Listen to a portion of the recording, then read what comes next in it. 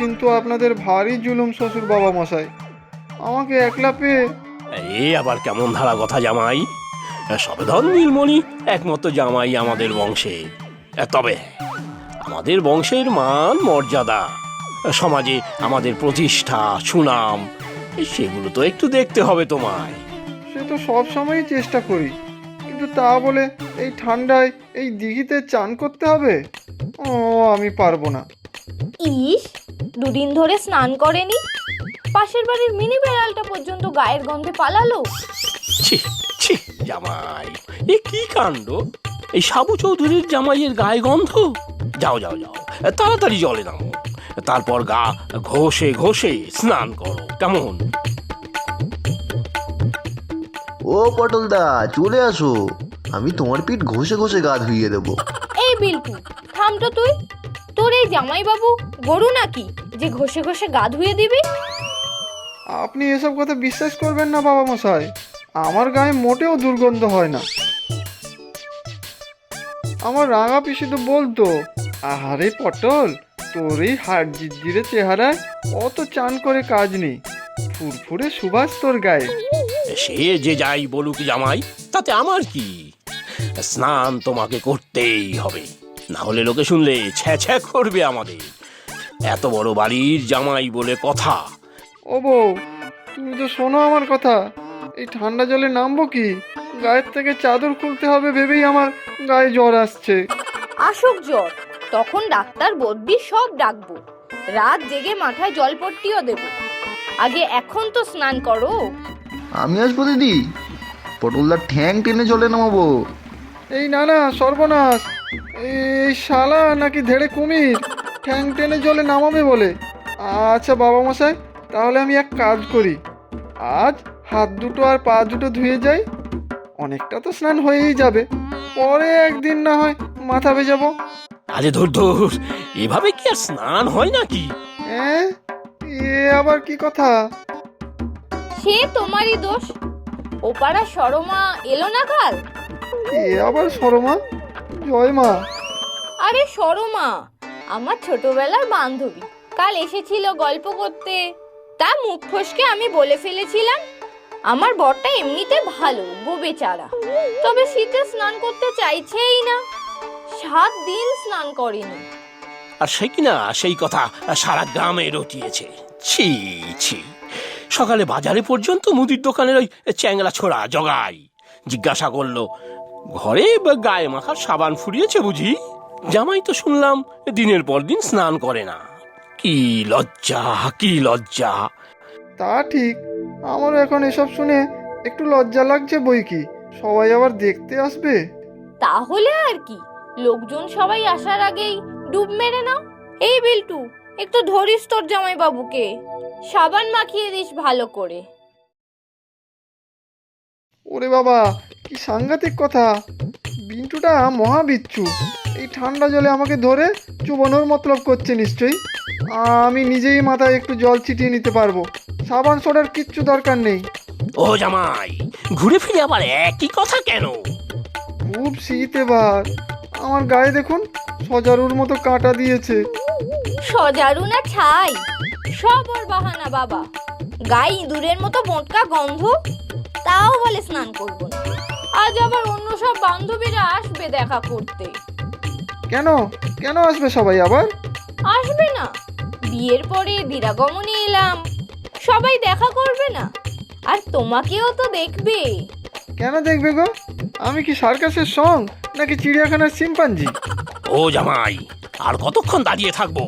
ওদিকে গ্রামের মাতব্বররা চলে এলে কিন্তু তারা 10 জনে 10 রকম ভাবে স্নান করাবে। তার থেকে বাপু চটপট স্নানটা করেই ফেলো না। এই তো দেখি সব দিকেই বিপদ। আচ্ছা বউ, আমাকে একটা মগ এনে দাও, পাড়ে বসে মাথা থেকে চাদর সরিয়ে একটু জল ঢালি। এই অনেক হয়েছে, এবারে কিন্তু আমি এই চাদর জামা কাপড় শুদ্ধ জলে ফেলে দেবো। এই বিল্টু, ও বউ, না না, অমনটি করো না গো, আমি তো সাঁতারই জানি না। এই জামাই, এ আবার কেমন ধারা কথা? গ্রামের ছেলে, তোমার বাড়িতে জানি 3-3টে পুকুর, আর তুমি কিনা সাঁতার জানো না? সে কি হয়? আগে ভয়, মানে সাঁতার জানি, তবে শীতকালে ঠান্ডা জলে সাঁতার জানি না, গ্রীষ্মকালে পারি। মানে ভালোই পারি। দেখেছো বাবা, সব চান্না করার বাহানা। এই চলো তো দেখি, তাড়াতাড়ি জলে নামো। ও বউ, এমন অত্যাচার করো না। আমি আজই দামি আতর কিনে এনে গায়ে মাখবো, কেউ আমার গায়ে দুর্গন্ধ পাবে না। ছেড়ে দাও আমাকে। হায় হায়, কি যে করি এখন, এ তো মহান আচর বান্দা। শোনো হে জামাই, স্নান তো তোমাকে করতেই হবে। এখন উপায় কি বলো? শীতকালে তো জল ঠান্ডাই হবে। দেখছো না বাবা বিল্টু কখন থেকে পুকুরে নেমে সাঁতার কাটছে। বিন্টু তো আর মানুষ নয়, সাক্ষাৎ মৎস্য অবতার, জলকেলি করছে। এই খবরদার, আমার ভাইকে উল্টো পাল্টা বলবে না কিছু। আহ, তোরা আবার ঝগড়া শুরু করলি কেন? যাও যাও বাবা যাও, একটু স্নান করে নাও, না হলে যে ঘরে কাকচিল অব্দি গন্ধে বসবে না। জানো বাবা, ঘরে একটাও ইঁদুর নেই। বাহ, এ তো ভালো কথা। তবে ইঁদুর মারার বিষ তো দেয়নি। তোমার জামাইয়ের গায়ে যা চিমসে গন্ধ, সেই গন্ধে ইঁদুরেরা পালিয়েছে। এই এই, একদম ঠিক হচ্ছে না কিন্তু।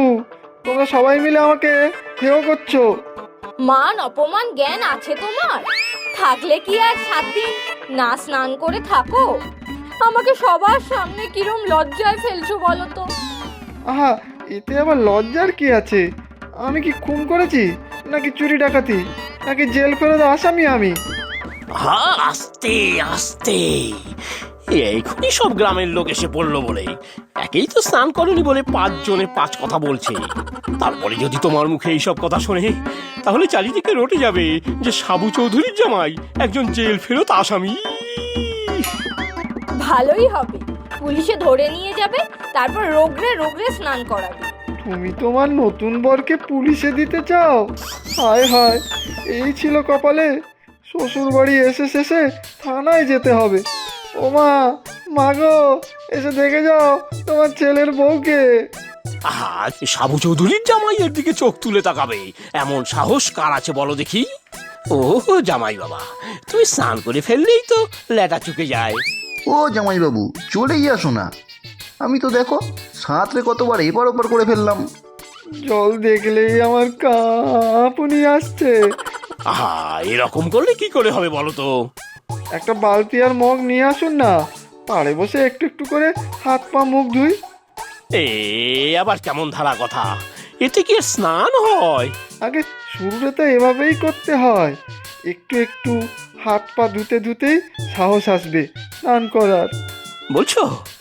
বিল্টু, চল তাহলে বাড়ি থেকে বালতি আর মগ নিয়ে আসি।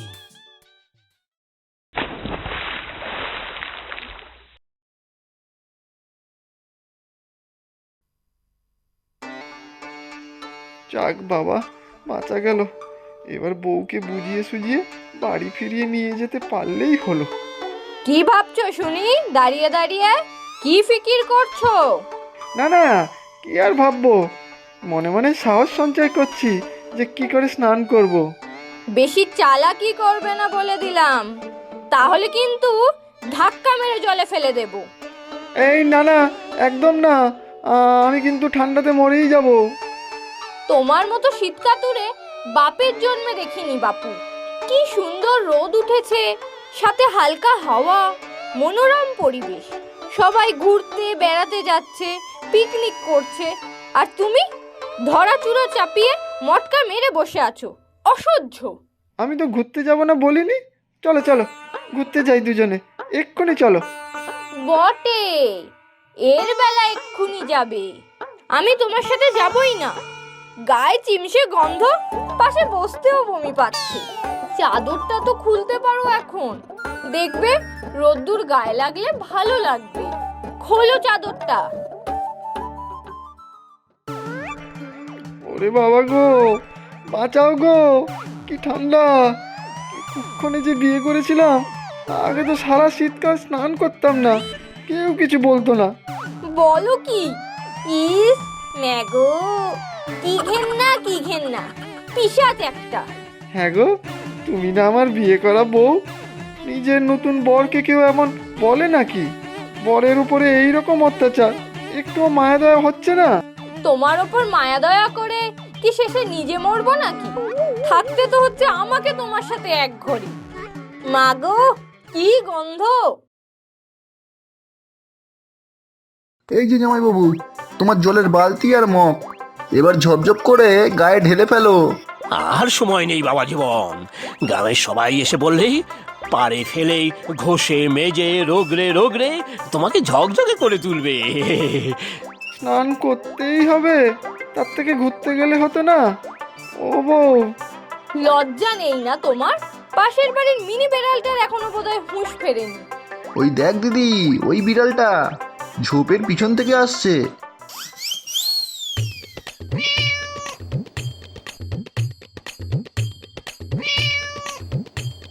ওটাকে তাড়াও এখান থেকে, আমার একদম পছন্দ না।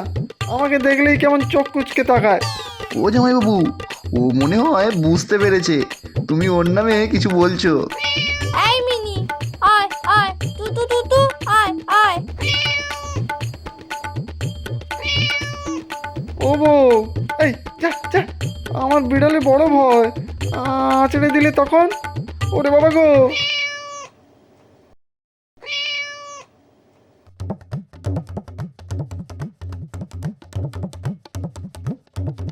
এই যা যা, এই যা যা যা। দিদি, জামাইবাবু জলে পড়লো শেষ পর্যন্ত। ওরে বাবা গো, বাঁচাও, কি ঠান্ডা জল! বেশ হয়েছে, খুব ভালো হয়েছে। আমরা তো কেউ পারলাম না, মিনি বেড়ালি পারলো তোমাকে স্নান করাতে। ওকে ভালো করে মাছ খাওয়াতে হবে। আমাকে কেউ তোলো, ওরে বাবা, মরে গেলাম গো! কোনো চিন্তা নেই পটল দাদা, ঠান্ডায় জমে পটল তোলার আগেই তোমাকে তুলবো। এই বিল্টু, আর মজা নয়, যা যা বাবা জীবনকে তোল এবারে, বেচারা বড্ড শীত কাতুরে। ওরে মিতুমা, ঘরে গিয়ে লেপ কম্বল হাতের কাছে যা পাস নিয়ে আয় মা, তাড়াতাড়ি কর। লেপ আনবো নাকি দাদুর লম্বা জব্বাটা নিয়ে আসি? ও, কিচ্ছু লাগবে না আমার, শীতের ভয় আমার কেটে গিয়েছে। আহ, বেশ ফুরফুরে লাগছে আমার ঠান্ডা জলে স্নান করে। আপনারা ঘরে যান, আমি আরও ডুব মারবো, দিঘির ওপার ওপার করবো, তারপর উঠবো। প্রচুর সঠিক উত্তরদাতাদের মধ্যে থেকে আমরা বেছে নিয়েছি 10 জনের নাম। গল্পের নাম গরিবের বাসায় বড়লোক কুটুম। নামগুলি হলো নেহা সরকার, কালনা, পূর্ব বর্ধমান, পশ্চিমবঙ্গ থেকে; মোহাম্মদ জিহাদ মণ্ডল, শ্রীপুর, বাংলাদেশ থেকে; দামিনী দত্ত, কলকাতা, পশ্চিমবঙ্গ থেকে; কেয়া ঘোষ, নৈহাটি, পশ্চিমবঙ্গ থেকে; তাসনিয়া, কক্সবাজার, বাংলাদেশ থেকে; অন্তরা পারভিন, গাজীপুর, বাংলাদেশ থেকে; লক্ষ্মী মান্ডি, বিষ্ণুপুর, পশ্চিমবঙ্গ থেকে; সুরিয়া সুলতানা, মুর্শিদাবাদ, পশ্চিমবঙ্গ থেকে; মমতা রজক, ইটাহার, উত্তর দিনাজপুর, পশ্চিমবঙ্গ থেকে; পূজা দেবনাথ, শিলিগুড়ি, পশ্চিমবঙ্গ থেকে। আজকের প্রশ্ন, পটল কি শেষ পর্যন্ত স্নান করেছিল? তোমরা প্রশ্নের উত্তরের সাথে নিজের নাম আর কোথায় থাকো সেটাও লিখে জানাবে কিন্তু।